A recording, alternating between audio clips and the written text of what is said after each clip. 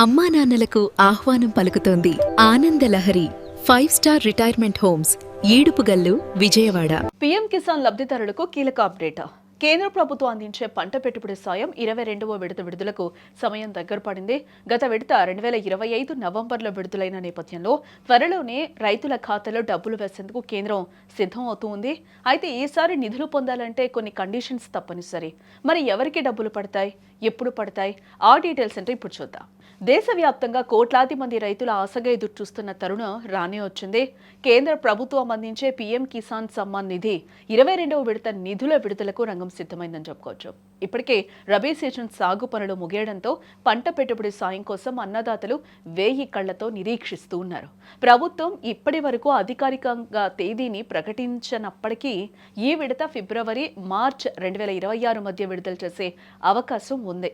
21వ విడత నిధులను 2025 నవంబర్లో విడుదల చేసిన సంగతి తెలిసిందే.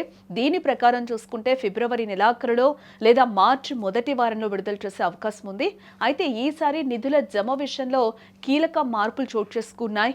అర్హులైన ప్రతి రైతుకు ఎటువంటి మధ్యవర్తులు లేకుండా నేరుగా లబ్ధి చేకూర్చడమే లక్ష్యంగా కేంద్రం అడుగులు వేస్తూ ఉంది. ఇందులో భాగంగా ఫార్మర్ రిజిస్ట్రీ ప్రక్రియ పూర్తి చేయడం తప్పనిసరని ప్రభుత్వం స్పష్టం చేస్తోంది. రైతులకు ఒకే గొడుగు కింద అన్ని సేవలు అందించేందుకు ప్రభుత్వం ఫార్మర్ రిజిస్ట్రీని ప్రవేశపెట్టింది. ఇందులో నమోదు చేసుకున్న ప్రతి రైతుకు 11 అంకెలతో కూడిన ఒక ప్రత్యేక డిజిటల్ ఐడిని కేటాయిస్తారు. ఈ ఐడిని సిస్టంలో ఎంటర్ చేయగానే రైతు భూమి వివరాలు, బ్యాంకు ఖాతా మరియు ఆధార్ డేటా మొత్తం ప్రత్యక్షమవుతాయి. దీనివల్ల ఒకే భూమిపై ఇద్దరు వ్యక్తులు లబ్ధి పొందే అవకాశం ఉండదు మరియు అనర్హులను ఏరివేయడం సులభతరం అవుతుంది.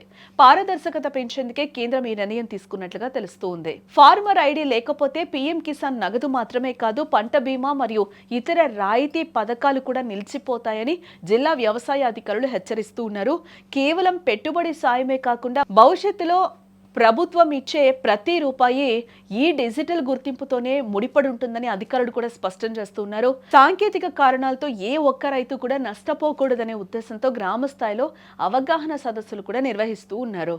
క్షేత్రస్థాయిలో రైతు రిజిస్ట్రీ ప్రక్రియ వేగంగా సాగుతున్నా ఇంకా కొన్ని జిల్లాల్లో వేల సంఖ్యలో రైతులు పెండింగ్లో ఉన్నారు. ఉదాహరణకు విజయనగరం జిల్లాలో మొత్తం 2,77,011 మంది రైతులకు గాను ఇప్పటికీ 48,000 మంది నమోదు చేసుకోలేదు. గడువు ముగిసిన తర్వాత దరఖాస్తు చేసుకుంటే సాంకేతిక ఇబ్బందులు ఎదురయ్యే అవకాశం ఉందని, అందుకే సమయం ఉన్నప్పుడే స్పందించాలని అధికారులు కోరుతూ ఉన్నారు. తమ ఊరిలోని విలేజ్ అగ్రికల్చర్ అసిస్టెంట్ను కలిసి పట్టాదారు పాస్ పుస్తకం, ఆధార్ వివరాలతో వెంటనే రిజిస్ట్రేషన్ పూర్తి చేసుకోవాలని కూడా సూచిస్తూ ఉన్నారు. కేవలం రిజిస్ట్రీ ఉంటే సరిపోదు, పాత నిబంధనలు కూడా అమల్లోనే ఉన్నాయి. పీఎం కిసాన్ వెబ్సైట్లో తప్పనిసరిగా ఈకేవైసీ పూర్తి చేయాలి. భూముల వివరాలను పోర్టల్లో నమోదు చేసి ఉండాలి. ఆధార్తో అనుసంధానమైన బ్యాంక్ అకౌంట్ తప్పనిసరిగా ఉండాలి.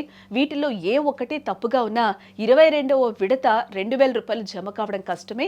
మీ స్టేటస్లో ఏవైనా పొరపాట్లుంటే వెంటనే సరిచేసుకోవాలని, లేదంటే మీ పేరు లబ్ధిదారుల జాబితా నుండి తొలగించబడే ప్రమాదం ఉందని అస్సలు మరవకండి. కాబట్టి రైతులు ఆలస్యం చేయకుండా వ్యవసాయ శాఖ అధికారులను సంప్రదించి తమ డిజిటల్ ఐడిని వెంటనే పొందండి.